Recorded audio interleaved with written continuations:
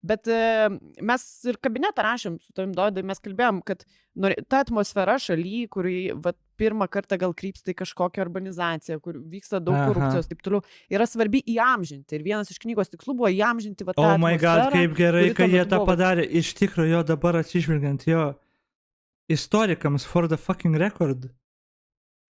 Jo. Realiai. Varysiu nusipirkti knygą. Aš net jeigu neperskaitysiu, nusipirksiu tą knygą. Aš noriu ją turėti, tiesiog pasidėsiu. Net jeigu neperskaitysiu.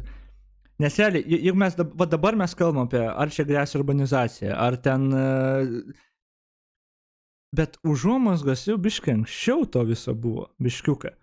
Bet sustojo, konservatorių vyriausybė atėjo viską, ir jie iš karto tik gauna valdžią, grįžta prie to pačio.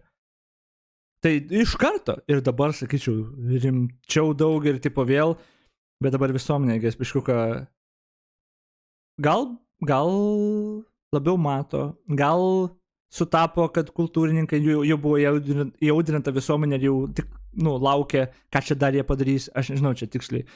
Bet tipo jo, tai, kad jie uždokumentavo visą šitą ir knygą parašė, ir dabar aptarinėja, bet galų galia yra įrašai, yra timelinas iš tikro, nors ir sunkiai rasti. Bet nieks apie jį labai mažai kas, ne tai, kad neprisimena, nežino tiesiog.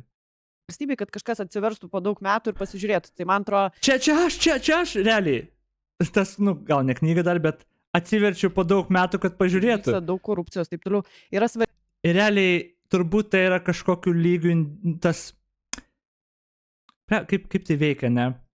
Aš esu tas, kur atsiverčia po daug metų ir aš dabar kažkodėl toj pozicijoje, kur aš turiu dar ir kažkiek žiūrovų, kurie pamatys dėl to.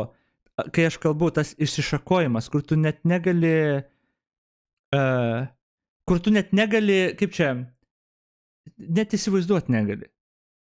Kur tas, ką tu sakai gal, ar apie ką kalbi, kur dais kažkur įsišakos gal po daug metų. Kažkas kažkam papasakos, tada tam kažkam tokį įvaizdį sukurs, kad jis paskui savo vaikam perdo, žinai. Tipo, išsišakoja tie dalykai. O žurnalistai, įamžino po 10-mečio beveik kažkoks random youtuberis žiūri, pasakoja savo žiūrovom, tada tie žiūrovai turi informacijos, kurias nebūtų turėję. Jeigu jie nebūtų padarę, nebūtų turėję. Svarbi įamžinti. Ir vienas iš knygos tikslų buvo įamžinti va, tą atmosferą, kuri tuo metu buvo valstybei, kad kažkas atsiverstų po daug metų ir pasižiūrėtų. Tai man atrodo, galim pareklamuoti, kad jeigu kažkas nori paskaityti, prisiminti, kokia ta buvo atmosfera, kuri primena ir atmosferą dabar, tai tiesiog būtų gerai